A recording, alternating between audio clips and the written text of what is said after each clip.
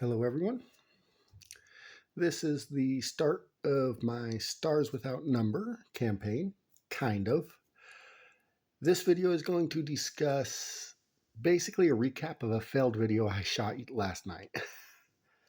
Last night I had a little over an hour of footage shot that basically created the seed of this adventure. The 4 characters I'm going to play, the starting system I'm going to play, and roughly what the antagonists of this campaign are going to be like. So to start with, I'm going to recap Stars Without Number first. A basic OSR style system with a science fiction setting. It has plot and lore of its own. I am ignoring all of this basically. The sector I'm in is its own thing. So if I'm not doing things according to the lore of the book, that's why. Something I want to discuss from the last video I actually did. I'm also not tutorializing this. I will try to explain what rule I'm using and why, but this is not a step-by-step guide of how to play any given RPG system. This channel is my hobby. And on that note, I want to also cover one last thing, some comments I got last video, technical aspects.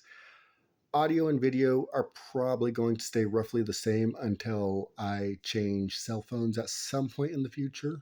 Don't know when that would be, but I just can't afford audio or video equipment that would make this more professional. As for lighting, another aspect I got asked about, that I'm working on a change, but that's going to take time because I agree the shadows are distracting in these videos. So with that said, let's move on to what I'm using in this campaign. I'm using obviously Stars Without Number, Revised Edition, and the paid for version. You can get a PDF free version, which strips out a handful of things. Largely everything I'm doing with this campaign should be doable with the free version.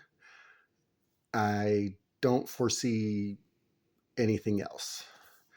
I don't foresee using any of the deluxe stuff that's in here. As well, we're obviously using Mythic Game Master 2nd edition. This is really the only imprint Game Master I have. I do have a printout of the TriCube Tales Game Master emulator and a printout of another one I can't recall the title of. I haven't used it in so long.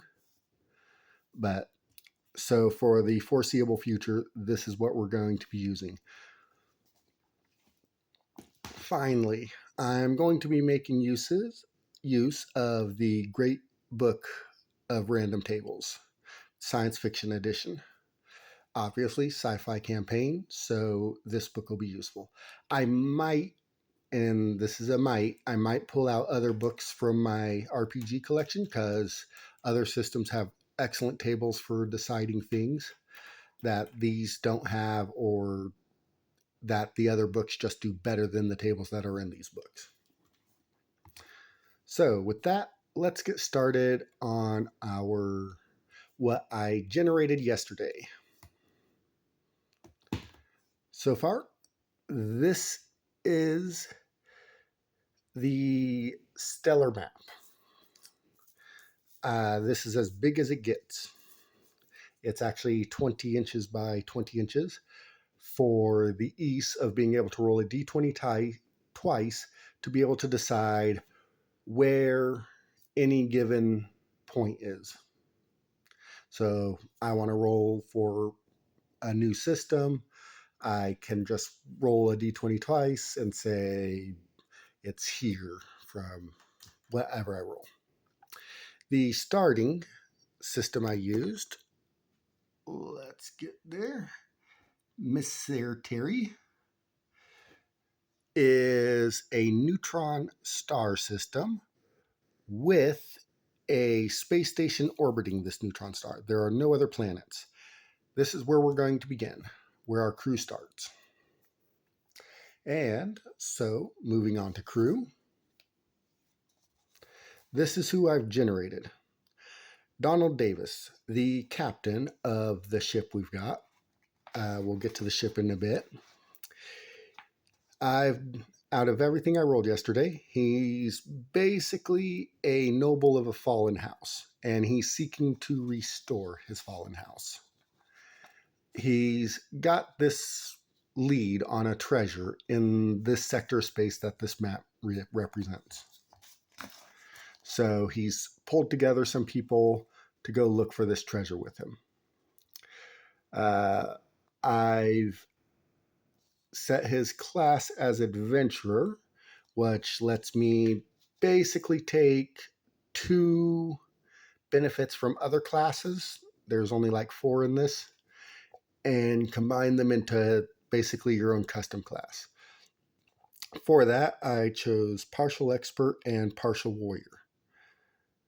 And that gave me some extra foci and some extra skills. He's best, well, not best, but he's good at diplomacy as a noble, and he's going to be a fairly decent fighter as well. Even though I did not take any fighting skills, which actually sucks because if I've read this book right, that means I take a -1 on all attacks, basically. I think I still do the damage, yeah, +1 damage, but everything else, yeah, I take a -1 on combat. Basil Williams, second in command. He is a psychic, because I kind of wanted at least one psychic or magic user. Stars Without Number does allow for magic use, but I skipped that.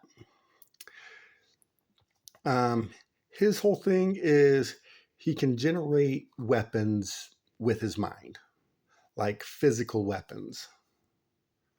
That's his telekinetic armory here. Here's all the skills that I chose. The one, and you probably saw a 1 on, yeah, you did. The 1 means you add 1 to your dice roll, basically, I believe. He's also Die Hard, so he gets extra hit points that other characters don't get, though I kind of rolled slightly bad on that. And his goal, he experienced some sort of trauma in his past. And he kind of doesn't know why it happened.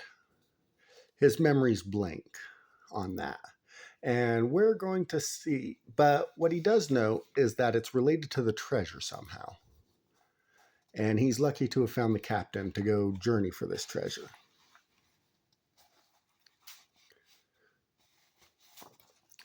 Side note, I do not have any equipment decided for these guys yet. I haven't gotten there yet. Honestly, I wasn't supposed to be showing any of this until next Sunday.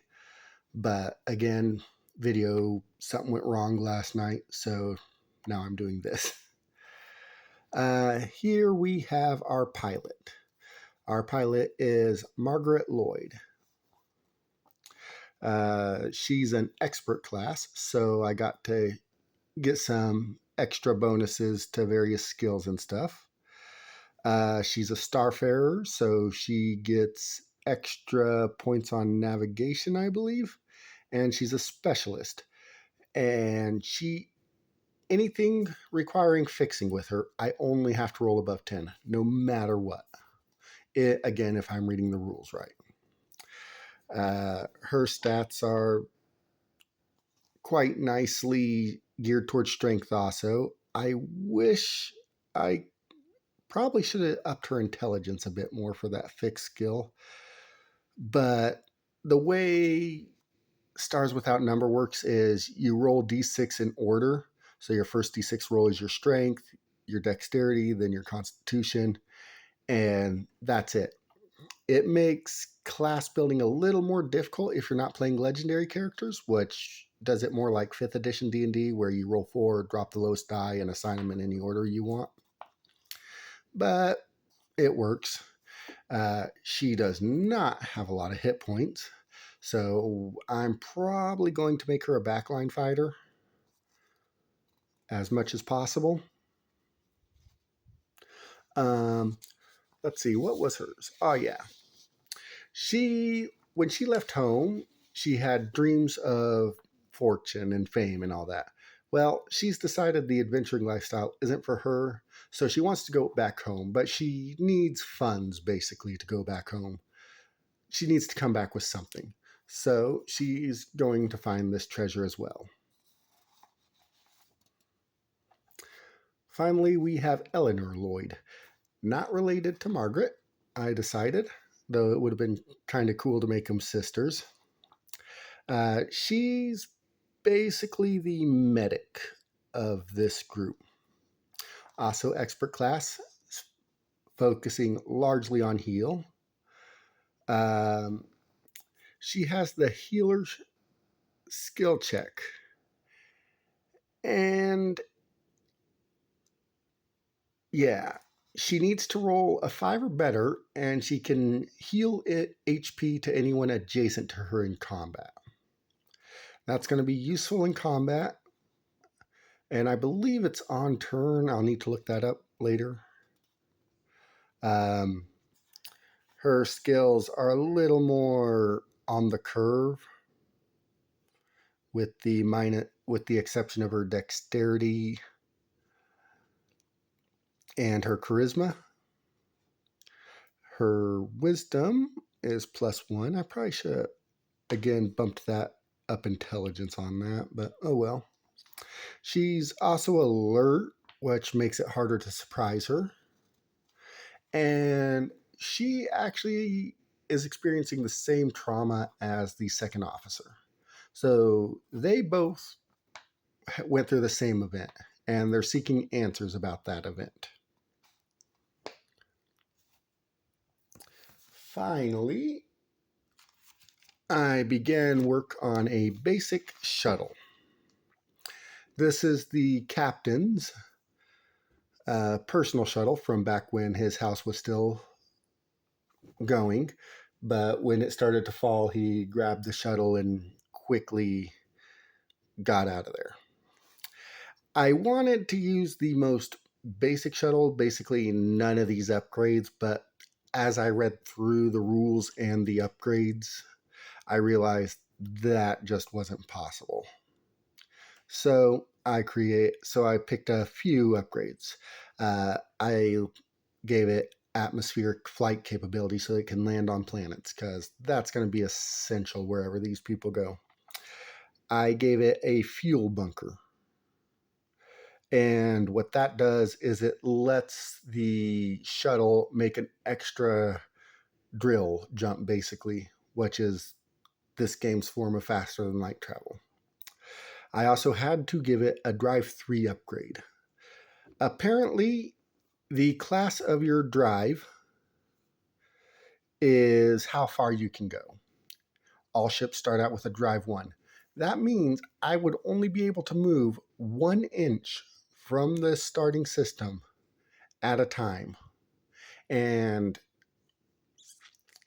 then if I didn't have the fuel bunker upgrade, I wouldn't be able to make another jump.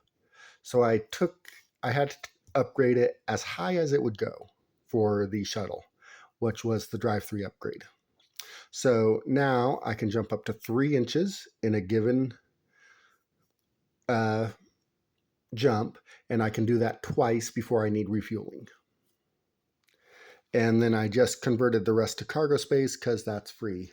And for the shuttle, that means I can take an extra 4 tons of cargo wherever I go. Here's the total cost of the shuttle. I have this idea, even though it's not related to the shuttle, I'm going to take half the shuttle cost and convert it into debt that the captain took on to basically do this journey. And we're going to see where that leads through the campaign. Finally, our villainous or our antagonists are looking for the same treasure I think I mentioned. I haven't decided much more beyond that. I don't know the name of this organization and really nothing about it. So that's how we're going to begin next week. By then, I should have the space station figured out. I'm not sure if I'm going to do more of the villain or the antagonist organization. I'm not sure how much more I'm going to do that. I kind of want to leave that for the dice to decide as the campaign progresses. I need to decide on equipment for my crew. And, actually, let me discuss that ever so slightly. So, for starting credits, come on, focus. There we go. You roll 2d6 and you multiply it by 100, and that's per character. I decided to merge their credits just so I can get a tiny bit more flexibility in deciding equipment for them, because some of these characters need less equipment, like the second officer. He doesn't need a weapon because he can basically forge a weapon out of thin air. And probably the pilot just needs something basic and ranged. I'm not going to give the pilot a lot of armor because with her lower constitution, that just doesn't work. But yeah, by next week, I will have all that sorted as well. Ooh. And finally, the last point I want to bring up from the failed video is how I intend to do campaigns from here on out. This is a campaign where I'm going in with not a lot of information. I intend to let it develop organically on dice rolls and the experiences built up and all that. Next campaign, I am going to be running GURPS when we get to that. I don't know when that'll be, because we'll start as soon as we either succeed or fail in this campaign. And that campaign, I'm going to have a lot more figured out. I'm actually going to be working on that campaign while I'm playing this one. That way it's all ready by the time we get there, and I'm not like mad dashing a week with only a week to prepare this stuff. And I intend to alternate like that. This campaign's barely started. Next campaign will have lots of information to start. Then the next campaign will have barely any information and then lots of information. That's my intended release cycle for this. And each campaign will go until they reach some sort of natural conclusion. For this game, if all the original characters that I just showed you die, this campaign's over. If we reach the ultimate treasure, that's the ultimate wins condition. Scenarios may pop up that are just a natural conclusion. If that happens, that's a halfway for me. And I believe that's everything I wanted to cover. So I will see you all next week when I have everything finished and hopefully get back to my regular schedule. And we will start actually playing. So until then, have fun.